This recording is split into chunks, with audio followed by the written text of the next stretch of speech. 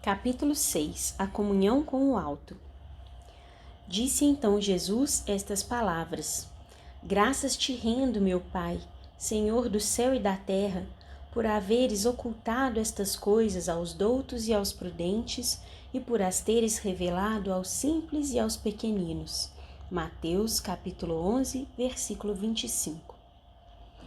Em qualquer lugar onde se acharem 2 ou mais pessoas reunidas em meu nome, eu estarei entre elas.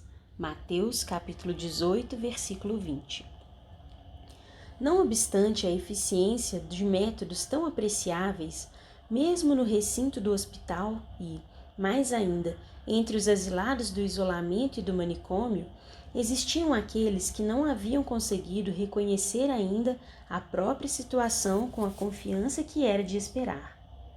Permaneciam atordoados, semi-inconscientes, imersos em lamentável estado de inércia mental, incapacitados para quaisquer aquisições facultativas de progresso. Urgia despertá-los, urgia chocá-los com a revivescência de vibrações animalizadas a que estavam habituados, tornando-os capazes de algo entenderem por meio da ação e da palavra humanas. Que fazer se não chegavam a compreender a palavra harmoniosa dos mentores espirituais? Tampouco vê-los com o desembaraço preciso, aceitando-lhes as sugestões caridosas, muito embora se materializassem eles quanto possível, a fim de mais eficientes se tornarem as operações? A augusta protetora do Instituto tinha pressa de vê-los também aliviados, pois assim o desejava seu excelso coração de mãe. Não vacilaram, pois, em lançar mão de recursos supremos a fim de conseguirem o piedoso desiderato, os abnegados servidores da formosa legião governada por Maria. Nossos instrutores, Romeu e Alceste, participaram ao eminente diretor do departamento hospitalar existir necessidade premente de demandarem a terra em busca de aprendizes de ciências psíquicas a fim de resolverem complexos mentais de alguns internos, insolúveis na espiritualidade. Inteirado das particularidades, em conferências a que também assistiram os devotados operadores dos gabinetes, irmão Teócrito nomeou a comissão que deveria, sem demora, partir para a Terra a fim de investigar as possibilidades de uma eficiente colaboração terrena. Expediu, ao mesmo tempo, petição de assistência ao Departamento de Vigilância, pois a este gabinete, como sabemos, achava-se afeto o movimento de intercâmbio entre nossa colônia e os proscênios terrestres. Olivier de Guzmán, com a presteza que caracterizava as resoluções e ordens em todos aqueles núcleos de serviço, pôs à disposição de seu antigo colega de prélios beneficentes o pessoal necessário, competente para a magna tentativa, ao mesmo tempo em que solicitava da seção de relações externas indicações seguras quanto à existência de agremiações de estudo e experiências psíquicas reconhecidamente sérias, assinaladas pelo emblema cristão da vera fraternidade de princípios, no perímetro astral enfaixado por Portugal, Espanha, Brasil, países latino-americanos e colônias portuguesas, assim como as fichas espirituais dos médiuns às mesmas congregados. Coube ao Brasil a preferência, dada a variedade de organizações científicas onde o senso religioso e a fúlgida moral cristã consolidavam o ideal de amor e fraternidade, tão admirados pelos da legião em apreço, a par da magnífica falange de médiuns bem dotados para o espinhoso mandato, e que o fichário da vigilância registrava na terra de Santa Cruz. Nessa mesma noite, do Burgo da Vigilância, partiu pequena caravana com destino ao Brasil, chefiada pelo nosso já muito estimado amigo Ramiro de Guzmán. Porque se tratasse de espíritos lúcidos, completamente desmaterializados, dispensada foi a necessidade de veículos de transporte, pois empregariam a volitação para o trajeto, por mais rápido e concorde com suas experiências espirituais. Integravam essa caravana, além dos dedicados instrutores Alceste e Romeu, 2 cirurgiões responsáveis pelos pacientes em questão, especializados na ciência da organização físico-astral, como os 2 canalejas o eram das nossas enfermarias. Iam, com poderes conferidos pelo diretor, examinar as possibilidades dos médiuns cujos nomes e referências recomendáveis haviam obtido da seção de relações externas. Desse exame dependeria a escolha definitiva das agremiações a serem visitadas. Antes, porém, da partida dessa comissão, fora expedida mensagem telepática da Direção-Geral do Instituto, localizada na mansão do templo, aos diretores e guias, instrutores espirituais das agremiações a que pertenciam os referidos médiuns, assim como a seus próprios guias e mentores particulares, solicitando-lhes a indispensável permissão e preciosa colaboração para os entendimentos a serem firmados com aqueles. Os serviços a serem prestados pelos veículos humanos, os médiuns, deveriam ser voluntários. Absolutamente nada lhes seria imposto ou exigido. Ao contrário, iriam os emissários do Instituto solicitar, em nome da Legião dos Servos de Maria, o favor da sua colaboração, pois era norma das escolas de iniciação a que pertenciam os responsáveis pelo Instituto Correcional Maria de Nazaré, pertencente àquela legião, nada impor a quem quer que fosse, senão convencer à prática do cumprimento do dever.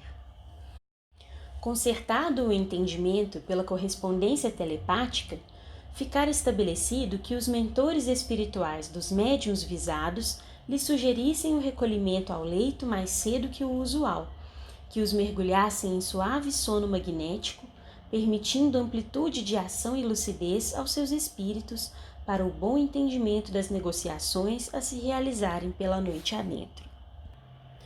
Uma vez desprendidos dos corpos físicos pelo sono, deveriam os referidos concorrentes ser encaminhados para a sede da agremiação a que pertenciam, local escolhido para as confabulações. Tudo programado, partiu do Instituto a caravana missionária, composta de 8 personagens, isto é, 4 servidores especializados do hospital e 4 assistentes da vigilância, que os guiariam com segurança às localidades indicadas. Soavam precisamente às 23 horas nos campanários singelos das primeiras localidades a serem visitadas, quando os dedicados servos de Maria começaram a planar nas latitudes pitorescas da terra de Santa Cruz, dirigindo-se sem vacilações para o centro do país. Suaves claridades emitidas pelas últimas fases do plenilúnio derramavam docemente sobre o dorso do planeta de provações tons melancólicos e sugestivos, enquanto os odores vivos da flora brasileira, rica de essências virtuosas, embalsamavam a atmosfera, como a acenderem piras de perfumes raros em honra aos nobres visitantes, sabendo de suas predileções de iniciados orientais. Consultaram então o mapa que traziam com as necessárias indicações. Escolheram algumas das cidades do centro da grande nação planetária, nele indicadas pela seção de relações externas como mantenedoras de agrupamentos de estudos e aprendizagem psíquicos sérios, e separando-se em 4 grupos de apenas 2 individualidades, atingiram céleres os pontos determinados. Haviam estabelecido, assim, que visitariam 4 cidades de cada vez, à procura dos médiuns, e que, uma vez firmados os entendimentos, reunir-se-iam em determinado local da espiritualidade, com os guias e mentores deles, para indispensáveis entendimentos relativos ao importante certame. Em vários núcleos de experiências, portanto, nessa noite bonançosa, no interior do Brasil, onde a quietude e simplicidade de costumes não contaminam de muito graves impurezas o meio ambiente social, caridosa atividade do mundo astral efetivava-se em locais humílimos, desataviados de opulências e vaidades, mas onde a sacrossanta lâmpada da fraternidade se mantinha acesa para o culto imorredouro do amor a Deus e ao próximo. Os emissários expunham ao que vinham, solicitando aos médiuns, cujos espíritos para ali haviam sido conduzidos enquanto os corpos continuavam profundamente adormecidos, seu concurso piedoso para o esclarecimento de míseros suicidas, incapacitados de se convencerem dos imperativos da vida espiritual apenas com o concurso astral. O estado lamentável a que se reduziram aqueles infelizes não foi omitido na longa exposição feita pelos solicitantes. Os médiuns deveriam contribuir com grandes parcelas de suas próprias energias para alívio dos desgraçados que lhes bateriam à porta. Esgotar-se-iam, provavelmente, no caridoso afã de lhes estancar as lágrimas. Seria até mesmo possível que, durante o tempo que estivessem em contato com eles, impressões de indefiníveis amarguras, mal-estar inquietante, perda de apetite, insônia, diminuição até mesmo do peso natural do corpo físico viessem a surpreendê-los e afligi-los.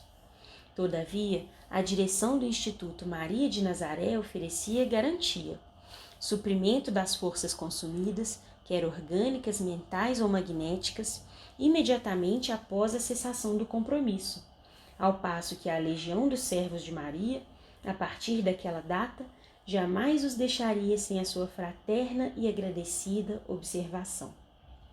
Se se arriscavam à solicitação de tão vultuoso concurso, era porque entendiam que os médiuns, educados à luz da áurea moral cristã, são iniciados modernos e, por isso, devem saber que os postos que ocupam no seio da escola que pertencem fatalmente terão de obedecer a dois princípios essenciais e sagrados da iniciação cristã, heroicamente exemplificada pelo mestre insigne que alegou: amor e abnegação. Não obstante, seriam livres de anuir ou não ao convite. O encargo deveria distinguir-se por voluntário, realizado sem constrangimentos de nenhuma espécie, estribando-se na confiança e no sincero desejo do bem. Assim se realizaram as primeiras confabulações em 12 povoações visitadas, sendo os convites apresentados a 20 médiuns de ambos os sexos. Dentre estes, porém, apenas 4 senhoras, humildes, bondosas, deixando desprender do envoltório astral estrigas luminosas à altura do coração, ofereceram incondicional e abnegadamente seus préstimos aos emissários da luz, prontas ao generoso desempenho. Dos representantes masculinos, apenas 2 aqueceram, sem rasgos de legítima abnegação, é certo, mas fiéis aos compromissos de que se investiram, assemelhando-se ao funcionário assíduo à repartição por ser esse o dever do subordinado. Os restantes, conquanto honestos, sinceros no ideal esposado por amor de Jesus, desencorajaram-se de um compromisso formal. Os quadros expostos, mostrando-lhes o precário estado dos pacientes que deveriam socorrer, seu martirológio de além-túmulo, infundiram-lhe tais pavores e impressões que acharam por bem retrair impulsos assistenciais, prontificando-se, porém, a permanente auxílio por meio das irradiações benévolas de preces sinceras.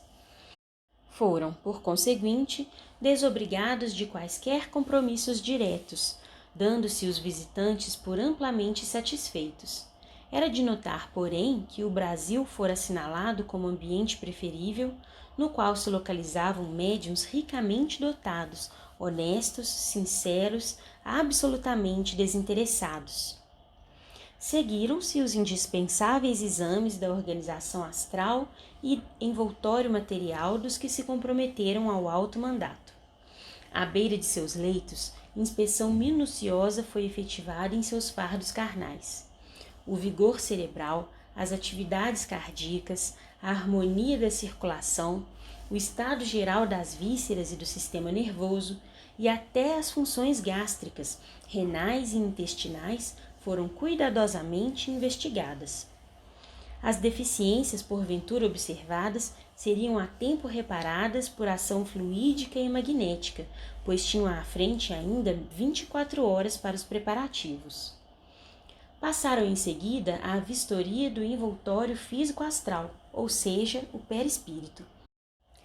Conduzidos a um dos postos de emergência e socorro, mantidos pela colônia a que deveriam emprestar caridoso concurso, nas proximidades desta como da própria terra, espécie de departamento auxiliar, onde frequentemente se realizavam importantes trabalhos de investigações e labores outros, afetos aos serviços da mesma colônia, foram os espíritos dos 6 médiuns contratados minuciosamente instruídos quanto aos serviços que deveriam prestar, examinados os seus perispíritos, revivificados com aplicações fluídicas de excelência soberana para o desempenho, analisados o volume e grau das vibrações emitidas e corrigidos os excessos ou deficiências apresentadas, a fim de que resistissem sem sofrer quaisquer distúrbios e dominassem, tanto quanto possível, beneficiando-as com o vigor sadio que desprendessem, as emanações mentais nocivas, doentias,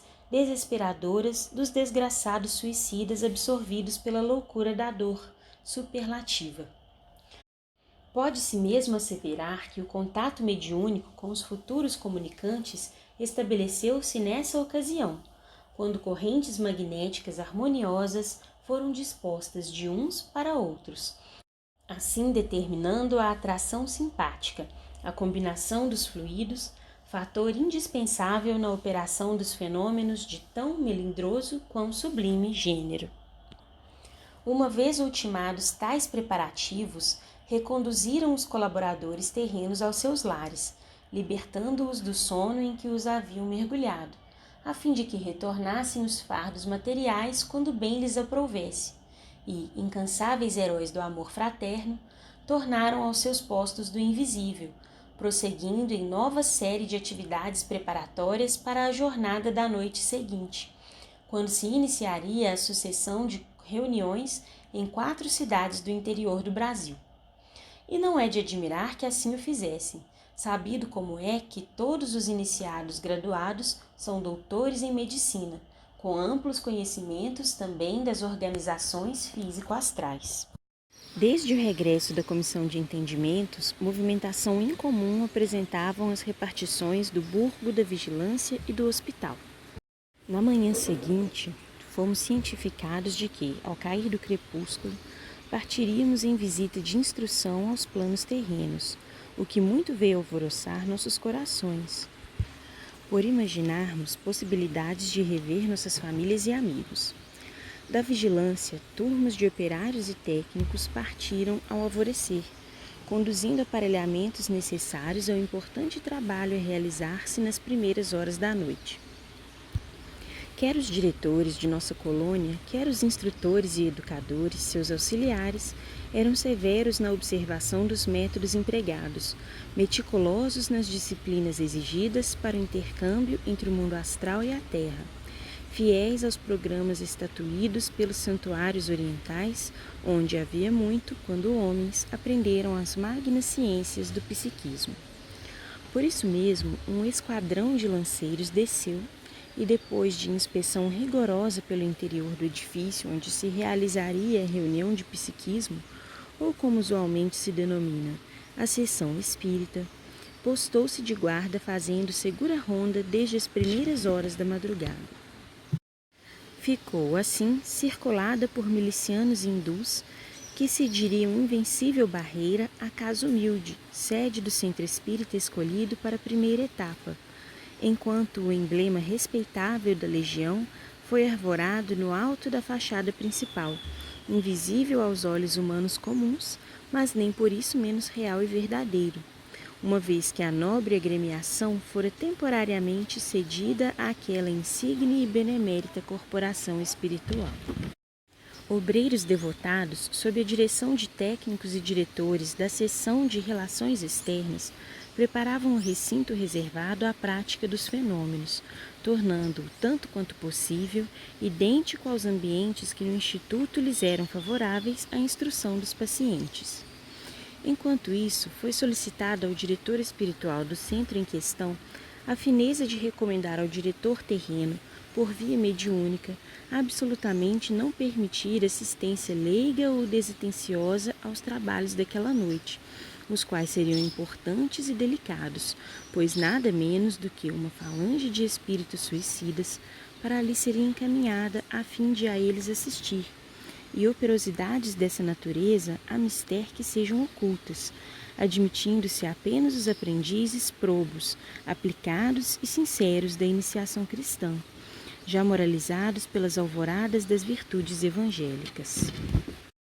Fluidos magnéticos foram prodigamente espargidos no recinto da sala de operações, por obedecerem a duas finalidades: servirem como material necessário à criação de quadros visuais demonstrativos durante as instruções aos pacientes e refrigerantes tônicos para combate às vibrações nocivas, inquietantes e desarmoniosas dos espíritos sofredores presentes e mesmo de algum colaborador terreno que deixasse de orar e vigiar naquele dia, arrastando para a mesa sacrossanta da comunhão com o invisível as emanações da mente conturbada.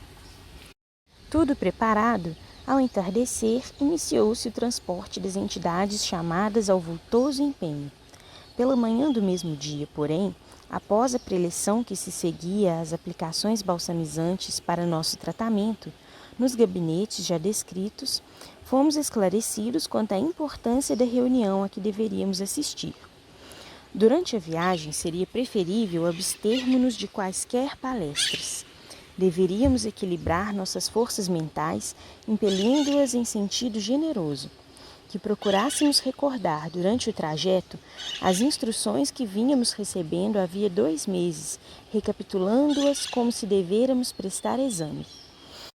Isso nos conservaria concentrados, auxiliando, portanto, nossos condutores na defesa que nos deviam, pois atravessaríamos perigosas zonas inferiores do invisível, nas quais pululavam hordas de desordeiros do astral inferior, o que indicava ser grande a responsabilidade daqueles que receberam a incumbência de nos guardar durante a excursão.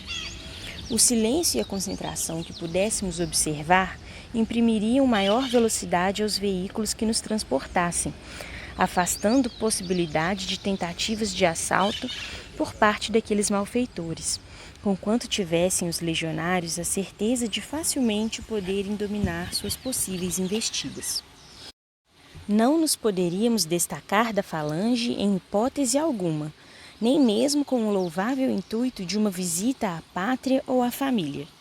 Semelhante indisciplina poderia custar-nos muitos dissabores e lágrimas, pois éramos fracos, inexperientes, pouco conhecedores do mundo invisível, onde proliferam as seduções, as tentações, a hipocrisia, a mistificação, a maldade, mais ainda do que na terra.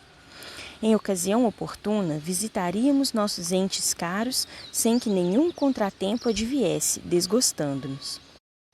No recinto das operações, deveríamos portar-nos como se defrontando o próprio tabernáculo supremo, pois que a reunião seria, acima de tudo, respeitável, porque realizada sob as invocações do sacrossanto nome do Altíssimo, enquanto seu unigênito estaria presente por meio de irradiações misericordiosas do seu grande amor fraterno, porquanto isso mesmo prometera aos discípulos sinceros da sua excelsa doutrina, que em seu nome se reunissem para a comunhão com o céu.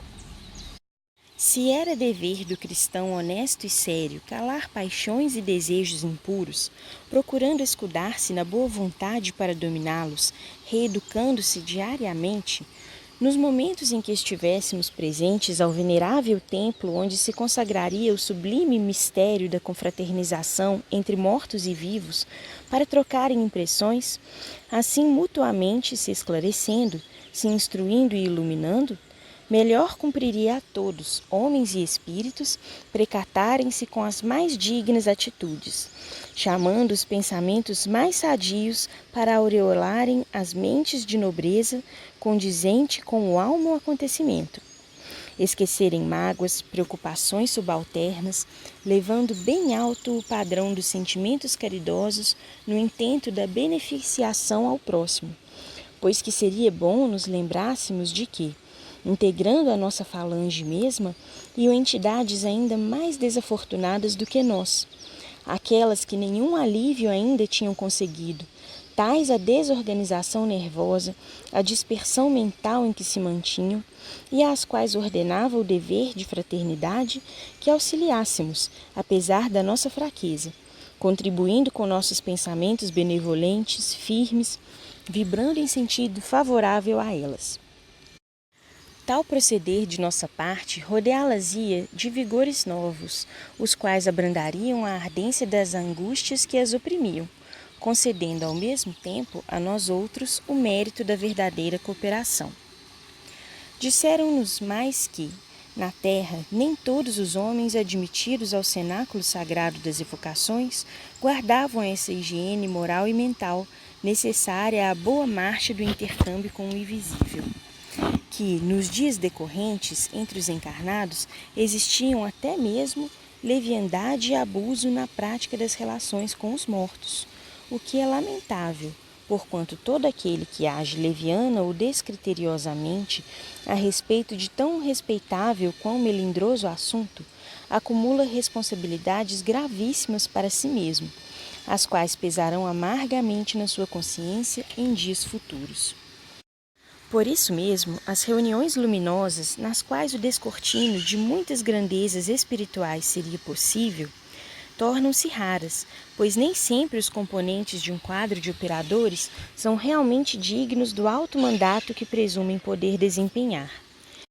Esquecem-se de que, para as verdades dos mistérios celestes refulgirem ao seu entendimento, submetendo-se à sua penetração por lhes desvendarem as sublimidades que lhes são próprias, é e sempre foi indispensável aos investigadores a autodisciplina moral e mental, preparo individual prévio, que obriga modificações sensíveis no interior de cada um, ou pelo menos o desejo veemente de reformar-se, vontade convincente de atingir o verdadeiro alvo do bem. Mas que, ainda assim e apesar de tudo, ordena o dever de fraternidade que espíritos angelicais voltem vistas frequentemente para núcleos em que tais infrações se verificam, observando caridosamente a melhor oportunidade para a elas comparecerem, procurando aconselhar aqueles mesmos inconsequentes, instruí-los quanto possível, despertando em suas consciências o senso real da responsabilidade terrível de que se sobrecarregam, deixando de envergar a túnica das virtudes, apontada na velha parábola do celeste conselheiro como traje obrigatório para a mesa do divino banquete com as sociedades astrais e siderais. 15. Nota. Mateus capítulo 22, versículo 1 a 14. Fim da nota. E que, assim agindo, os ditos espíritos nada mais faziam do que observar princípios da fraternidade estabelecida pelo próprio mestre Nazareno, o qual não desprezou descer de esferas deíficas até o pélago tormentoso das maldades humanas, a fim de apontar aos pecadores o caminho do dever e a prática das virtudes regeneradoras. Ao entardecer, pois, partimos demandando planos terrenos. Custodiavam-nos pesada escolta de lanceiros, turma de assistentes, psiquistas e técnicos da vigilância, pois de nenhuma dependência da colônia, mesmo do templo, ninguém visitaria a terra ou outras localidades vizinhas sem o concurso valioso dos abnegados e intrépidos obreiros daquele departamento, os quais, em verdade, eram os responsáveis pelas mais árduas tarefas que ali se verificavam. Já bastante instruídos, portamo-nos à altura das recomendações recebidas. Nossos comparsas em piores condições, justamente aqueles por quem tantas operosidades se realizavam, foram transportados em carros apropriados, rigorosamente fechados e guardados pela fiel milícia hindu, quais prisões volantes para pestosos, o que nos impossibilitou vê-los. Seus gritos lacinantes, porém, seus gemidos e choro convulsivo, que tão bem conhecíamos, chegavam até nós distintamente, o que nos comovia, despertando-nos funda compaixão. Ansiosos, procuramos socorro ao mal-estar daí decorrente nas prudentes recomendações de Romeu e Alceste, nossos caros instrutores, firmando nossas forças mentais em vibrações caridosas a eles favoráveis, o que até mesmo a nós próprios veio beneficiar. Chegados ao termo da viagem, um deslumbramento surpreendeu nossos olhos habituados às brumas nostálgicas do hospital.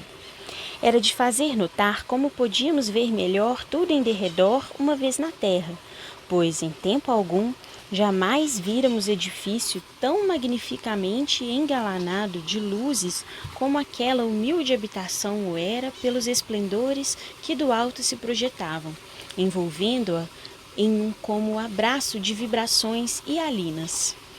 Encimando-a, lá estava a cruz radiosa, emblema dos servos de Maria, aquartelados no Instituto, com as iniciais nossas conhecidas e cujas cintilações azuladas confundiam e arrebatavam. Lanceiros montavam sentinela à pequenina mansão transformada em solar de estrelas, havendo mesmo um cordão luminoso, qual bastião. 16. Nota. Lavor em relevo, especialmente em obras de ourivesaria e prataria, que retratava a flora e a fauna do bestiário romântico e gótico, além de combates e outros assuntos guerreiros. Bestião. Fim da nota.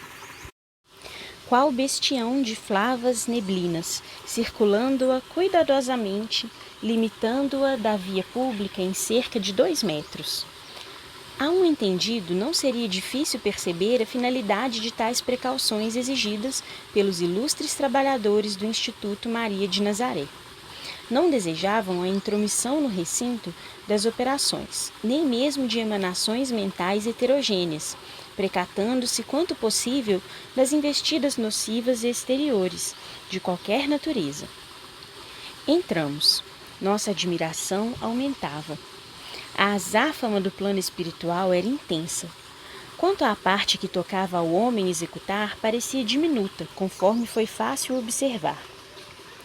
Ao ingressarmos no salão indicado para o nobre acontecimento, apenas se nos deparou um varão idoso, absorvido na leitura de um manual de filosofia transcendental, o qual dir-se-ia empolgá-lo, pois verdadeiramente concentrado nos pensamentos que ia captando das páginas sábias, deixava irradiar da fronte fagulhas luminosas que muito o recomendavam no conceito do invisível.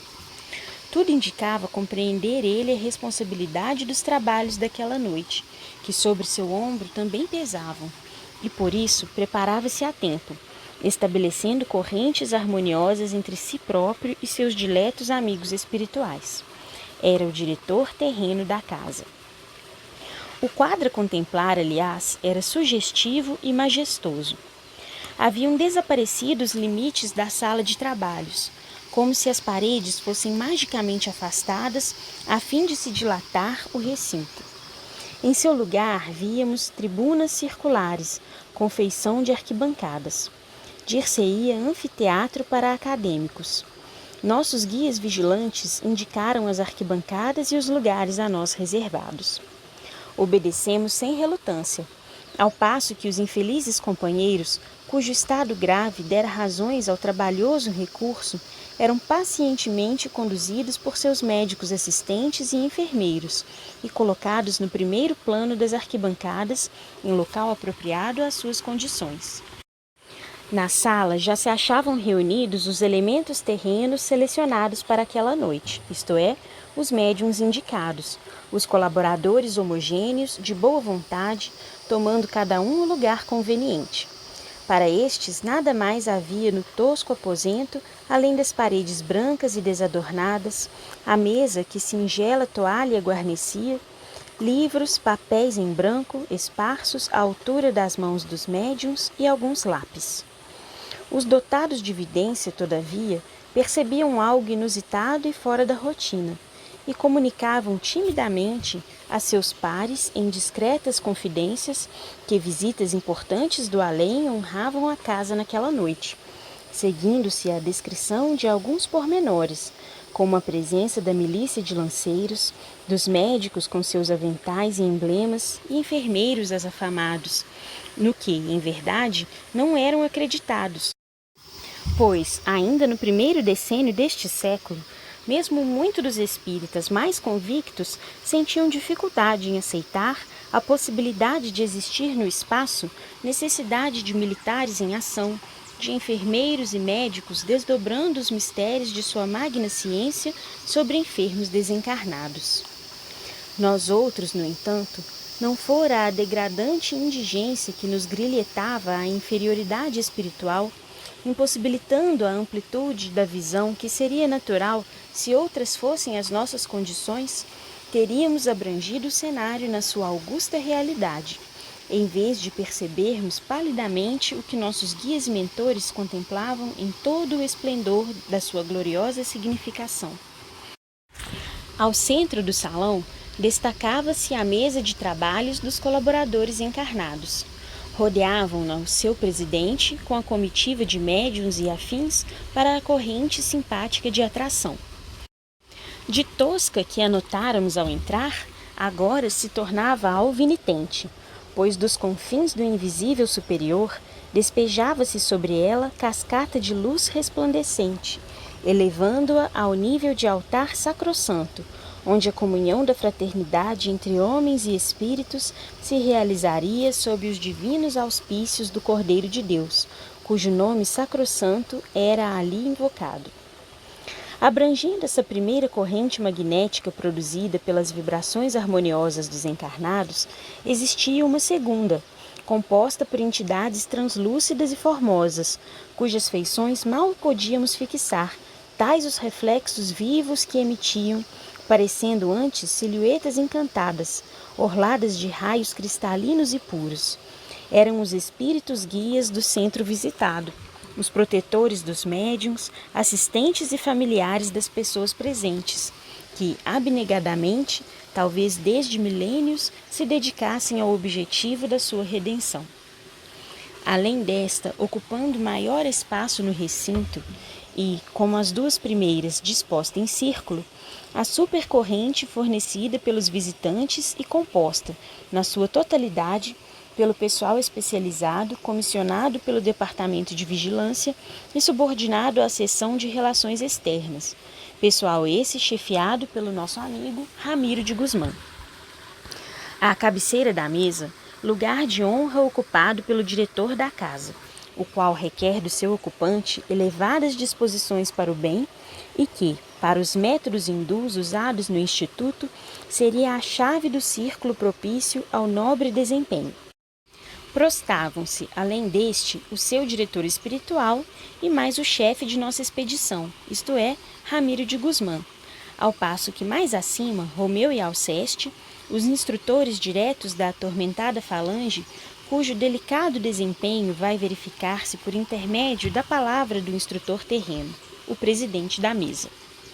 A um e outro cumpre recolher as vibrações dos pensamentos e das palavras do presidente, desenvolvidos durante o magno certame, associá-los aos elementos quintessenciados de que dispõe, de envolta com as ondas magnéticas dos circunstantes encarnados, elaborá-los e transfundi-los em cenas, dando-lhes vida e ação, concretizando-os, materializando-os, até que os infelizes assistentes desencarnados sejam capazes de tudo compreender com facilidade. Para isso, contam com o apoio do pessoal especializado, fornecido pela vigilância, isto é, pela seção de relações externas, e o concurso amoroso e indispensável dos gabinetes científicos localizados no hospital, chefiados por Teócrito.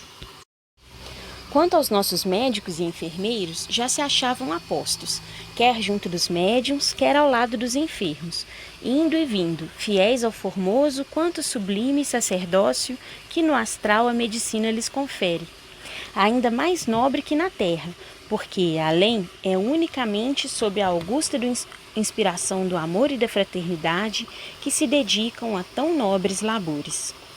E, serenos, nos postos que lhes competiam, os lanceiros, esses colaboradores arrojados e silenciosos.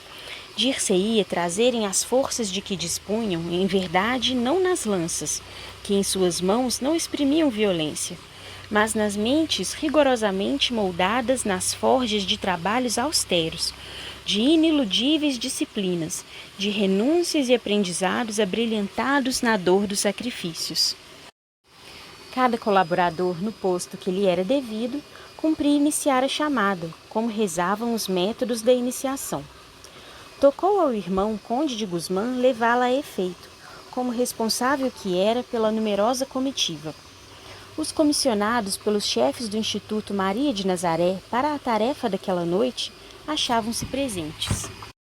A seu pedido, imitou-o o diretor espiritual do centro, notificando que também os seus subordinados correspondiam ao santificante compromisso.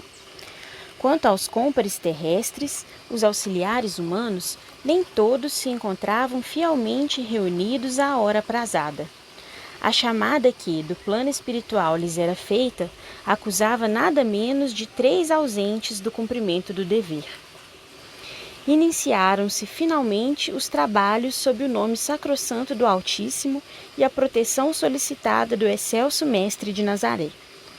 Visivelmente inspirado pelos pensamentos vigorosos das entidades iluminadas presentes, o presidente da casa desenvolveu ardente prece, tocante e substanciosa, a qual predispôs nossos corações ao enternecimento e a fervoroso recolhimento. À proporção que orava, com maior vigor incidiam sobre a mesa os arrebóis nível-azulados, emanados do alto, quais bênçãos dadivosas que nos levaram a imaginar lampejos do olhar caridoso de Maria, norteando seus obreiros na piedosa missão de socorro aos pobres decaídos. Supliquemos, porém, aos mentores e tutelares presentes a graça de nos conferirem por instantes o poder da visão à distância, que neles é um dos formosos atributos do progresso adquirido e o qual não possuímos ainda, e respeitosamente acompanhemos esse catear azulíneo que engalanou a sede humilde da agremiação dos discípulos do grande iniciado Allan Kardec, a ver se conseguiremos descobrir a sua origem. Eis que fomos satisfeitos em nossas pretensões, sob a condição de conduzirmos o leitor no giro que empreendermos por meio das desejadas investigações. Uma vez assestado, o binóculo mágico revelou-nos que, sob as fulgurações puríssimas que visitavam o tosco albergue, desapareceram os limites que o encerravam no ergástulo de simples habitação terrena para transfigurá-lo em alvo de irradiações generosas por parte dos diretores do nosso instituto. Víamos refletida nas ondas pulcras daquelas dulçorosas cintilações a reprodução do que, no mesmo momento, se desenrolava no gabinete secreto do templo santuário, onde se reuniam os responsáveis por quantos viviam na colônia, perante a excelsa diretora da legião. Também esses austeros mestres, portanto, estão presentes à reunião em que nos achamos, pois que os vemos. Estão, como nós, reunidos em torno a uma mesa augusta e alvinitente, a mesa da comunhão com o mais alto. Altar venerável que testemunha todos os dias suas elevadas manifestações de idealistas, suas investigações profundas de cientistas cristianizados, a respeito da criação divina e dos graves problemas referentes ao gênero humano, suas fervorosas vibrações de amor e respeito ao onipotente Pai e ao próximo. São 12 varões, belos, nobres, cuja idade à primeira vista não se poderia calcular, mas que exame mais circunstanciado revelaria que bem poderia ser a que lhes fosse mais grata ao coração ou às recordações. Das mentes graves e pensadoras, assim como dos corações generosos, cintilas argênteas irradiam, testemunhando a grande firmeza dos princípios virtuosos que os impulsionam. Não vemos assistentes para a reunião que efetuam. Estão sós, isolados no cenáculo santificado pelas vibrações das preces que de suas almas extraem, arrebatados pela fé. Nem mesmo os discípulos imediatos, os que diariamente cooperam para o progresso e bem-estar da colônia, são admitidos naquele segredo. A reunião é íntima, só deles. Precisam da mais sólida homogeneidade de que poderão dispor suas forças assestadas para o sentido do bem. Pois urge manter a harmonia geral da Assembleia que ousou reunir-se sob o nome do Criador Supremo do Universo e às vistas do seu unigênito, cuja presença foi solicitada ardentemente ao se iniciarem os trabalhos. Perante Maria, são eles os responsáveis pelo que se passar na tenda humílima dos discípulos de Allan Kardec, no cimo da qual se assestou o emblema da sua legião. E o que é ainda mais grave, perante seu augusto filho, o Mestre e Redentor, a quem todas as legiões prestam obediência, porque é ele o diretor maior, a quem o Criador conferiu poderes para redimir o planeta Terra e suas humanidades. É ela a responsável pelo que ali se passa, além das responsabilidades deles próprios, motivo pelo qual será absolutamente imprescindível a conservação da harmonia para a obtenção dos bons êxitos.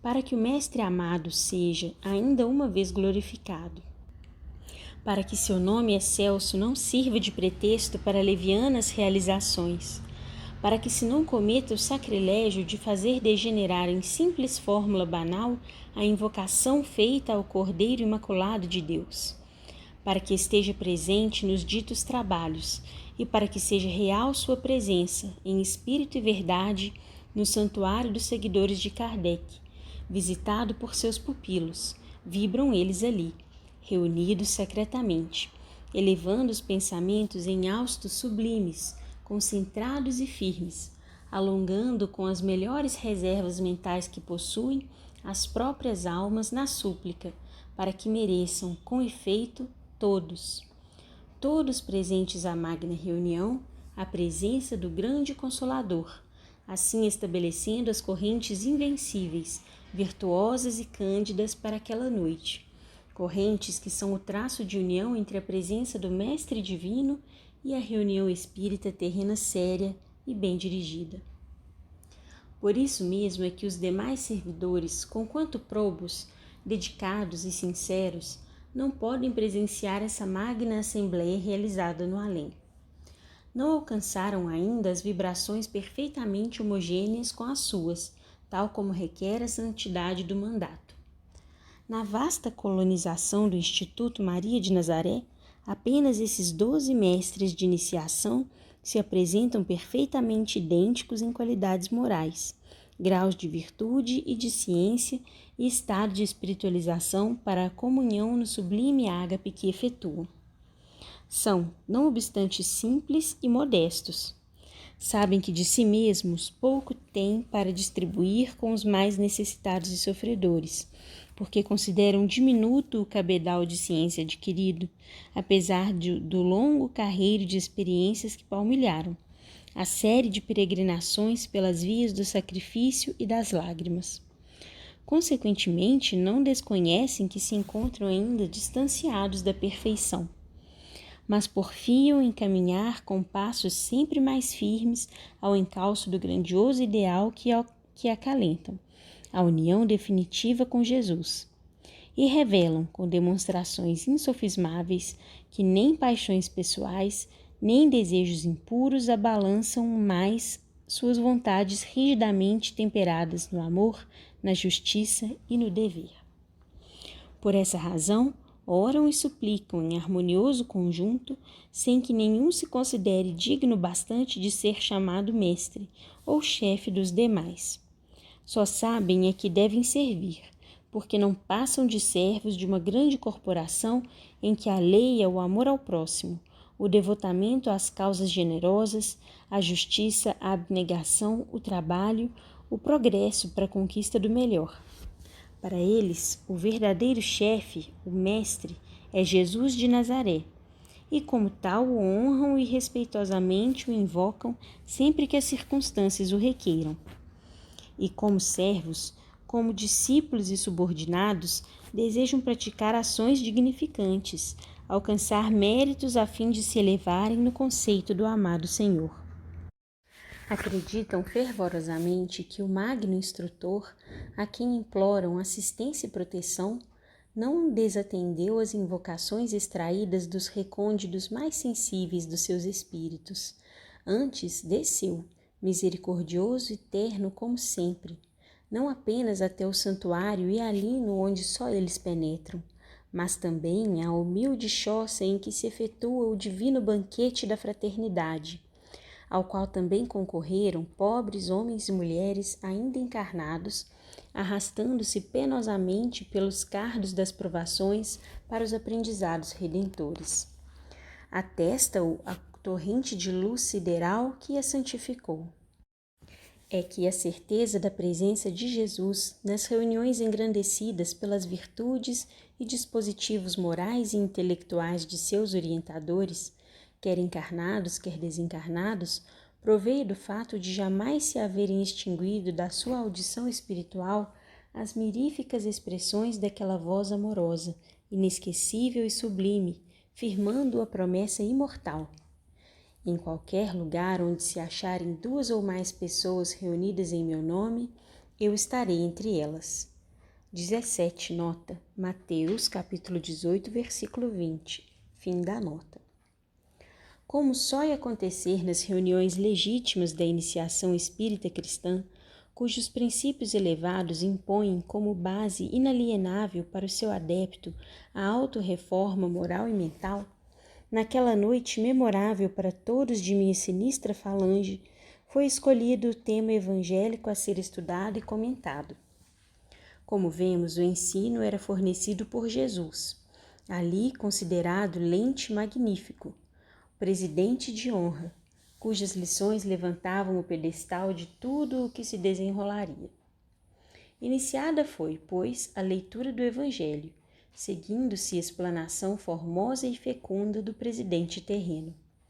As parábolas elucidativas, as ações magnânimas e carinhosas, as promessas inolvidáveis, mais uma vez, enternecem o coração dos aprendizes da escola de Allan Kardec, que circulavam à mesa, repercutindo gratamente pela primeira vez, no íntimo de cada um de nós outros, o divino convite para a redenção, pois até então não ouvíramos ainda dissertações congêneres.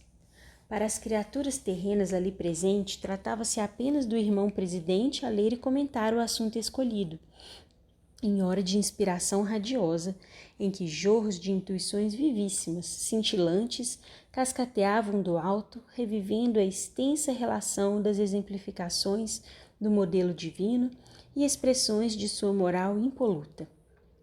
Para os espíritos que se aglomeravam no recinto, porém, invisíveis à quase totalidade dos circunstantes humanos e, particularmente, para os desditosos que para ali foram encaminhados a fim de se esclarecerem, havia muito, muito mais que isso. Para estes, são figuras, vultos, sequências que se agitam a cada frase do orador.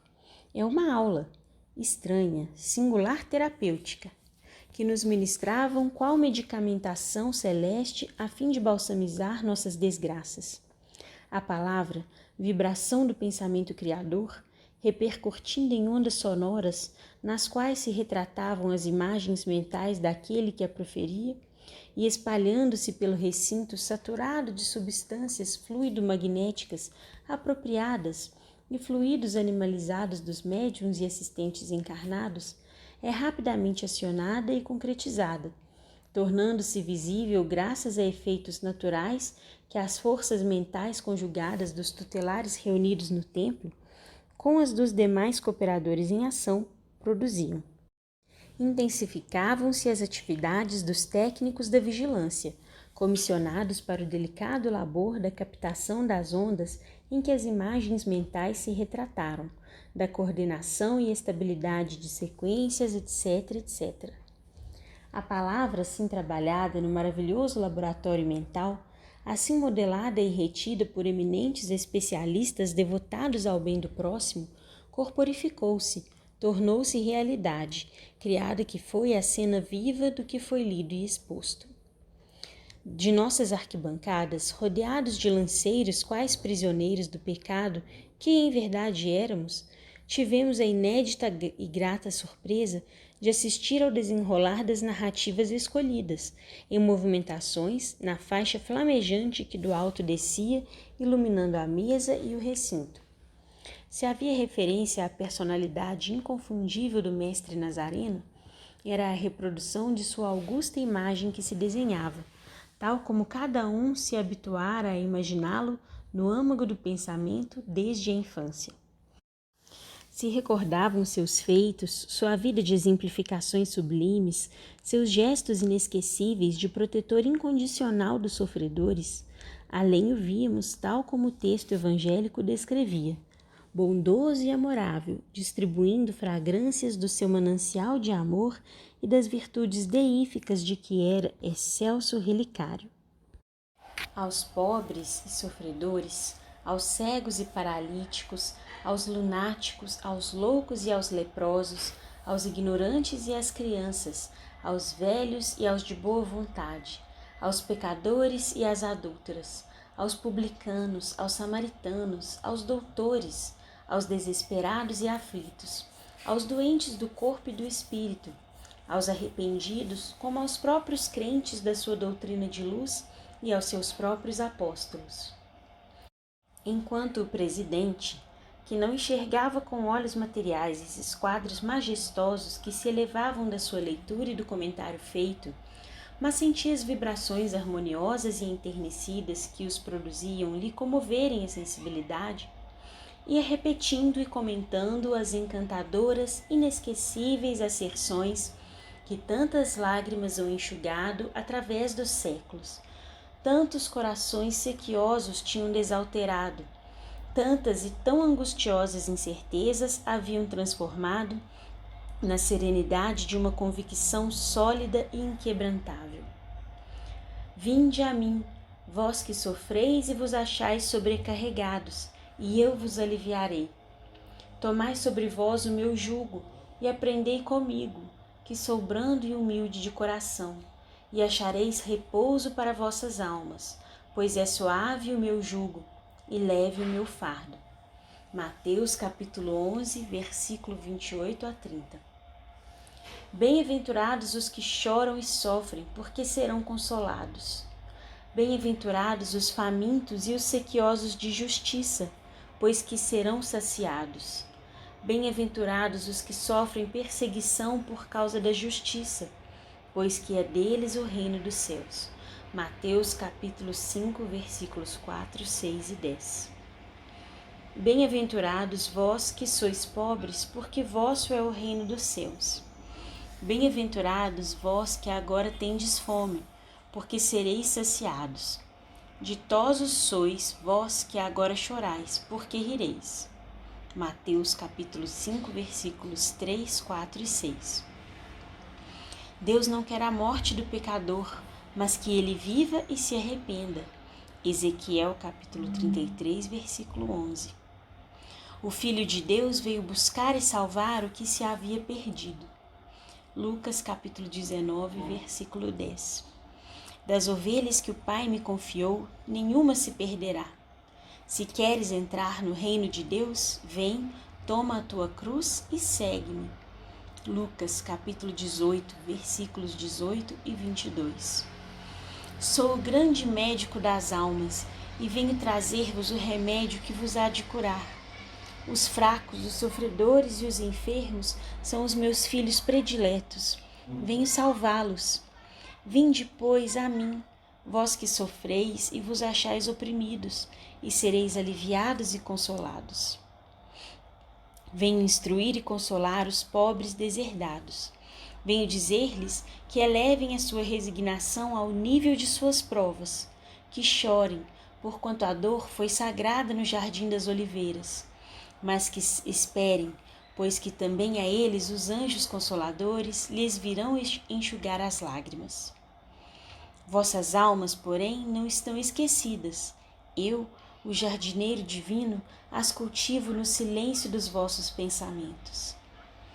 Deus consola os humildes e dá força aos aflitos que lhe a pedem. Seu poder cobre a terra, e por toda a parte, junto de cada lágrima, colocou ele um bálsamo que consola. Nada fica perdido no reino de nosso Pai, e vossos suores e misérias formam o tesouro que vos tornará ricos nas esferas superiores, onde a luz substitui as trevas, e onde o mais desnudo dentre vós será talvez o mais resplandecente. 18. Nota.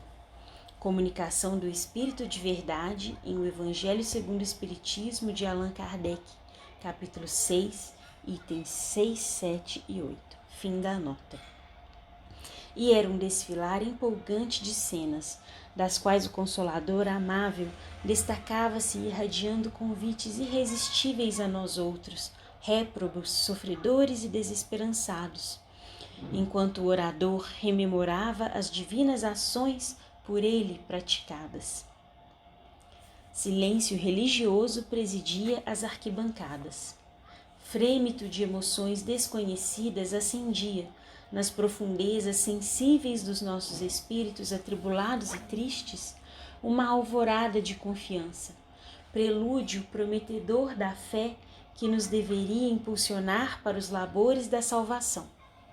Suspensos pelo interesse do ensinamento poderosamente sedutor, fitávamos embevecidos aqueles quadros sugestivos, criados momentaneamente para nossa elucidação, e nos quais destacávamos o Nazareno socorrendo os desgraçados, enquanto a palavra afetuosa do orador, envolta nas ondas fluídicas ainda mais doces do pensamento caridoso dos seres angélicos que nos assistiam, instruía ternamente, com entonações que repercutiam até o âmago dos nossos espíritos sequiosos de consolo, como imprimindo em seus refolhos, para sempre, a imagem incomparável do médico celeste que nos deveria curar.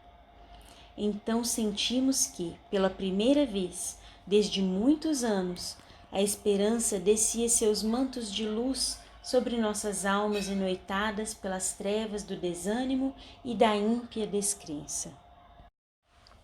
De súbito, brado angustioso, de suprema desesperação, feriu a majestade do religioso silêncio que abençoava o cenáculo.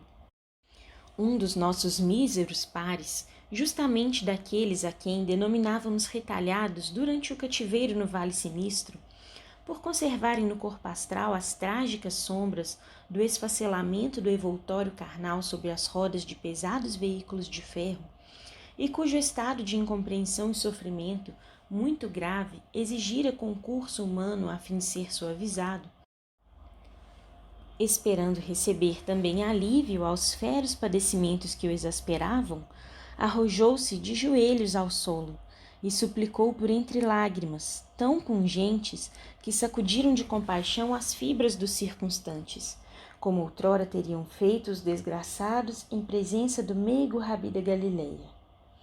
Jesus Cristo, meu Senhor e Salvador, compadecei-vos também de mim. Eu creio, Senhor, e quero a vossa misericórdia. Não posso mais, não posso mais. Enlouqueci de sofrimento. Socorrei-me, Jesus de Nazaré, a mim também, por piedade.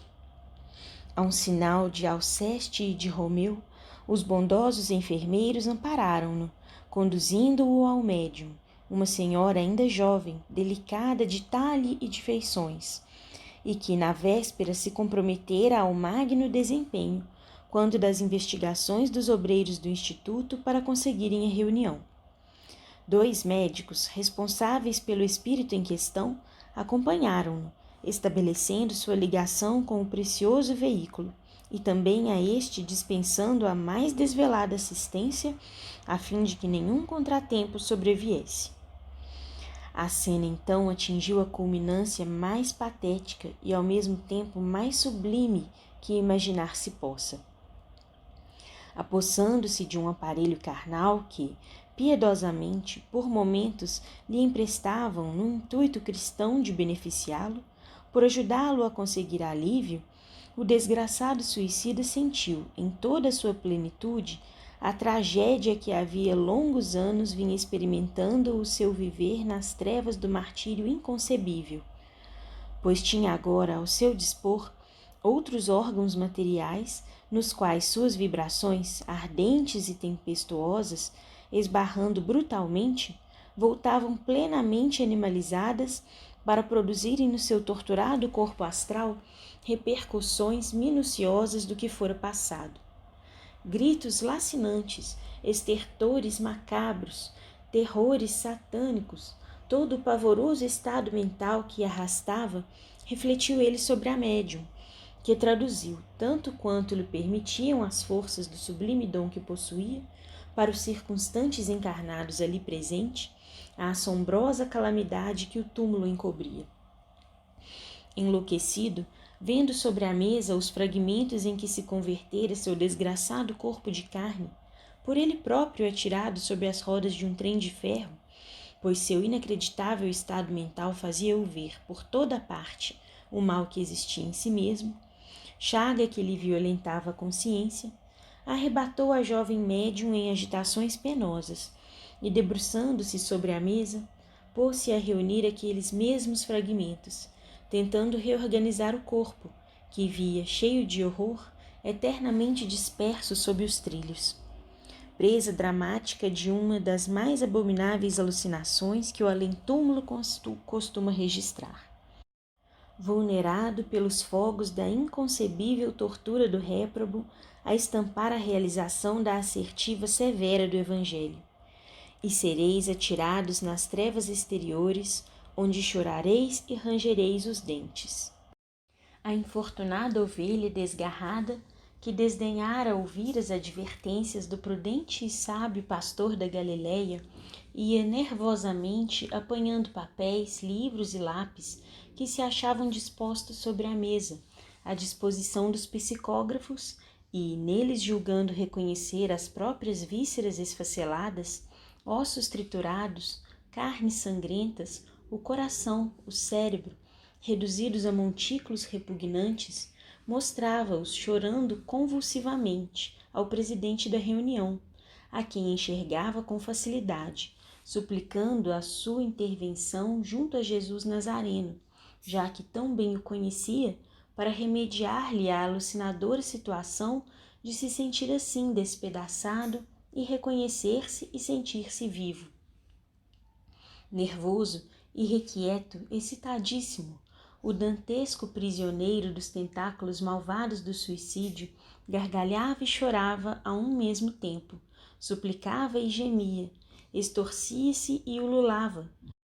Expunha, sufocado em lágrimas afogueadas pelo martírio, o drama incomensurável que para si mesmo criara com o suicídio, o remorso inconsolável de preferir a descrença em que vivera e morrera à conformidade conselheira e prudente frente às penas da adversidade, pois reconhecia agora, tardiamente, que todos os dramas que a vida terrena apresenta são meros contratempos passáveis, contrariedades banais, comparadas aos monstruosos sofrimentos originários do suicídio, cuja natureza e intensidade nenhum ser humano, mesmo um espírito desencarnado, é competente para avaliar, uma vez que as não tenha experimentado.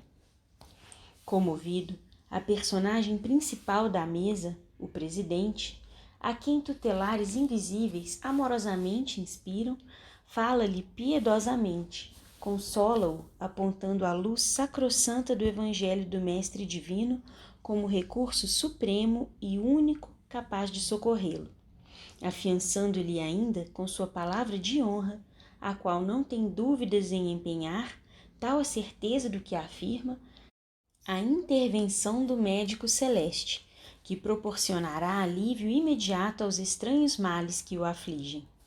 Eleva então uma prece singela e amorosa, depois de convidar todos os corações presentes a galgar com ele o espaço infindo, em busca do seio amorável de Jesus, para a súplica de mercês imediatas para o desgraçado que precisa serenidade a fim de expungir da mente a visão macabra com que os próprios delitos lhe fustigam a alma, e a continuação da vida, as quais pretendeu aniquilar com a deserção pelos atalhos do suicídio.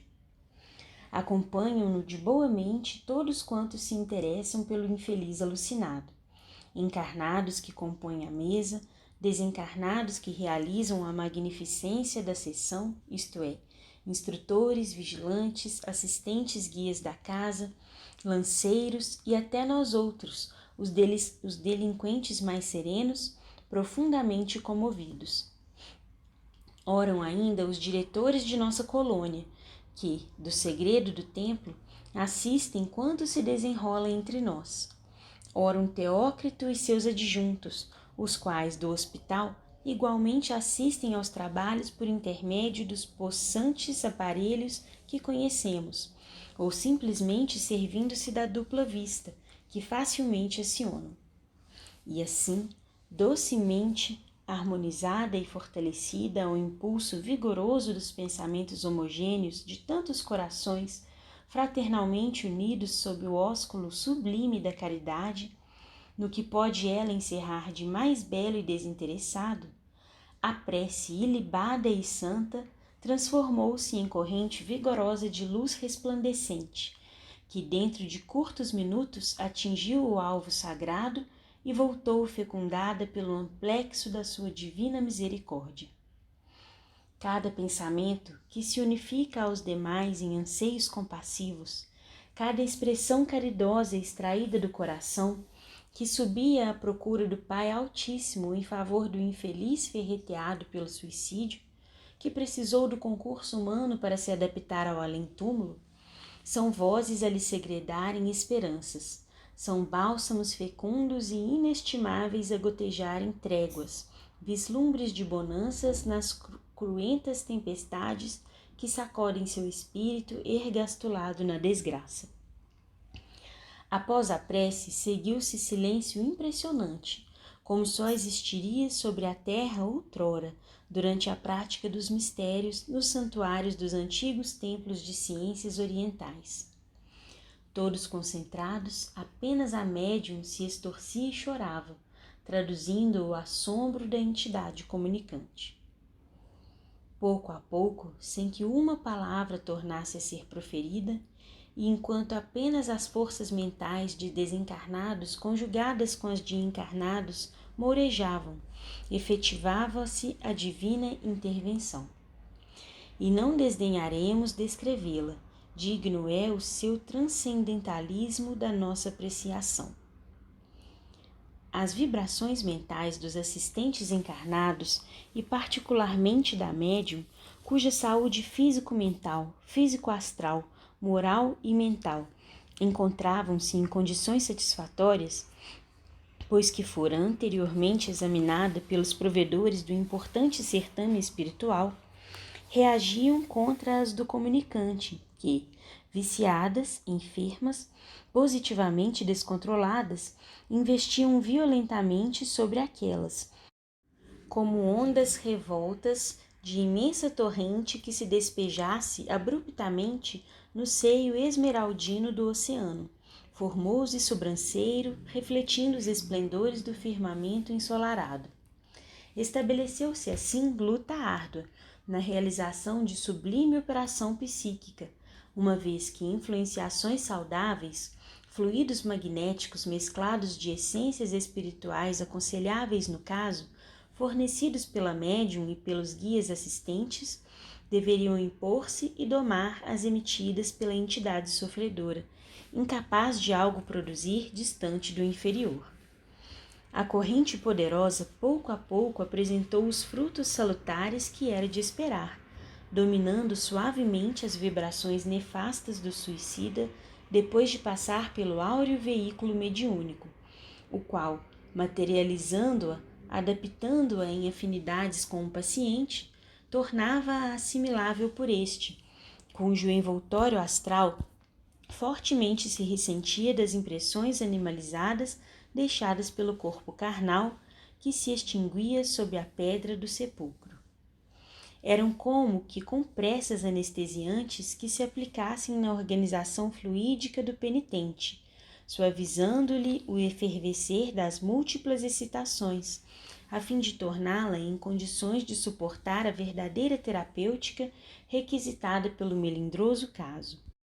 Era como sedativo divino que piedosamente gotejasse virtudes hialinas sobre suas chagas anímicas, por meio do filtro humano representado pelo magnetismo mediúnico, sem o qual o infeliz não assimilaria, de forma alguma, nenhum benefício que se lhe desejasse aplicar.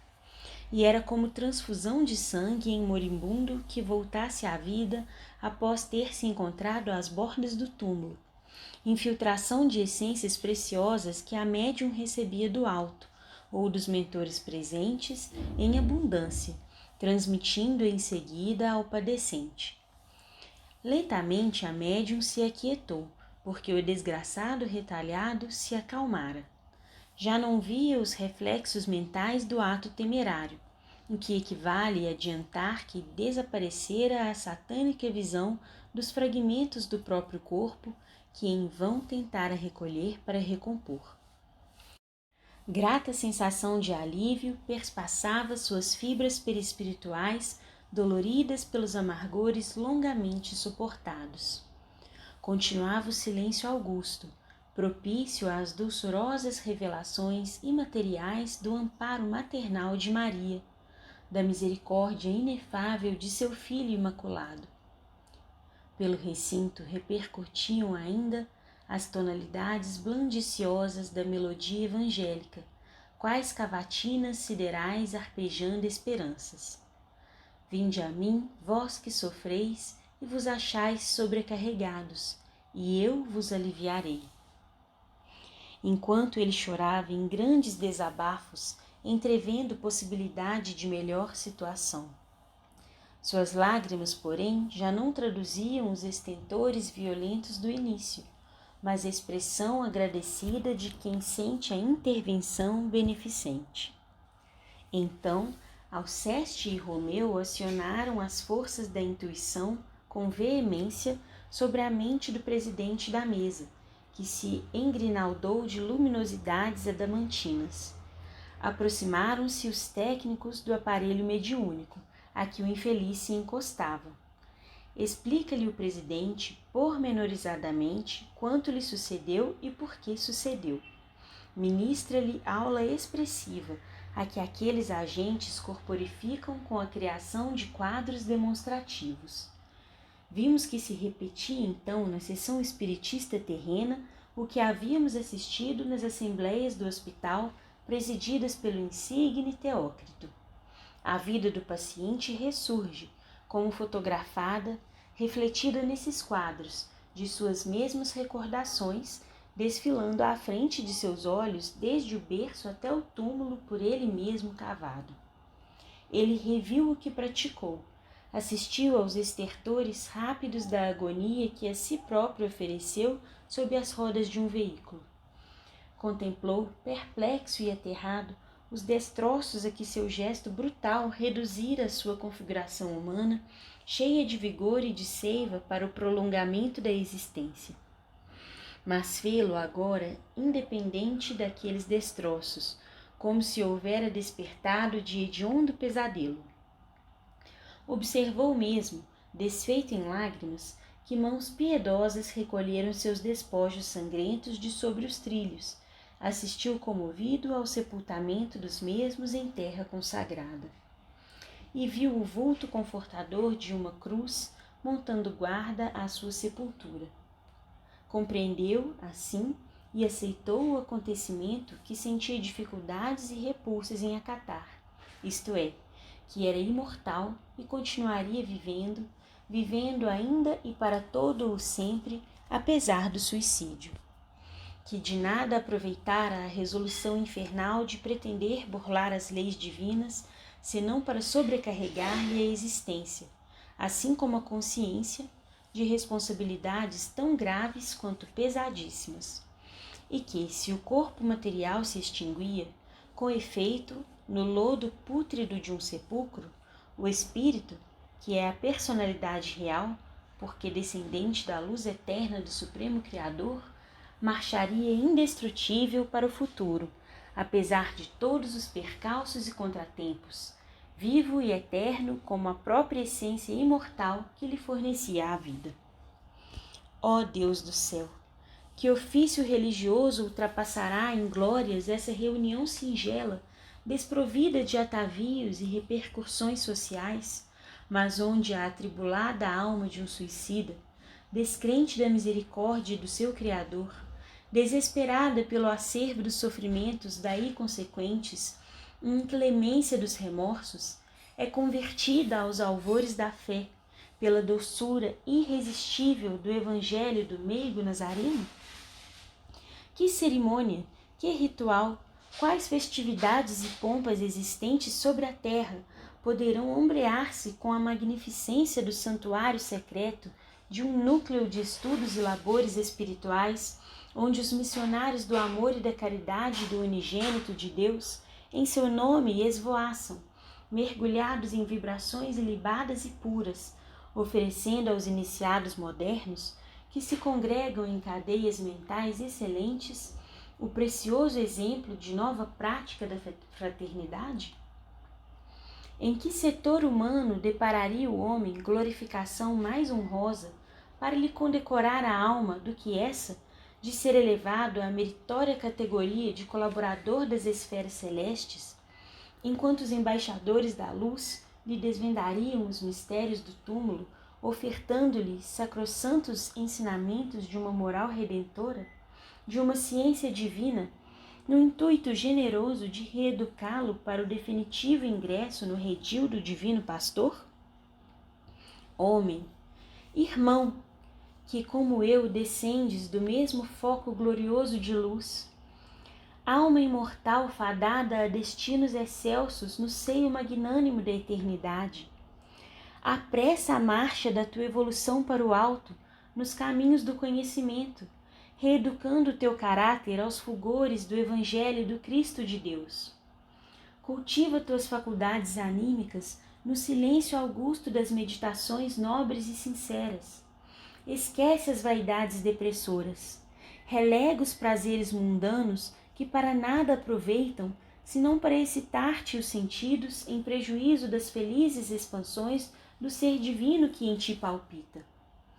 Alige para o bem distante do teu coração o egoísmo fatal que te inferioriza no conceito das sociedades espirituais. Pois tudo isso mais não é que escolhas terríveis a dificultarem tua ascensão para a luz. Rasga teu seio para a aquisição de virtudes ativas e deixa que teu coração se dilate para a comunhão com o céu.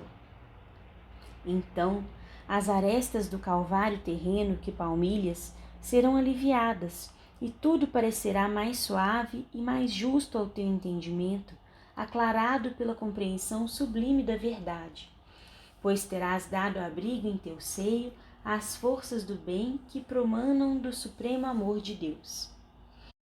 E depois, quando te sentires afeito às renúncias, quando fores capaz das rígidas reservas necessárias ao verdadeiro iniciado das ciências redentoras, quando tiveres apartado o teu coração das ilusões efêmeras do mundo em que experimentas a sabedoria da vida, e empolgada a se sentir a tua alma imortal pelo santo ideal do amor divino, que teus dons mediúnicos se entreabram qual preciosa e cândida flor celeste, para a convivência ostensiva com o mundo invisível, despetalando aljôfares de caridade fraterna a passagem dos infelizes que não souberam a tempo se precatar, como tu, com as forças indestrutíveis que à alma fornece a ciência imarcessível do Evangelho do Cristo.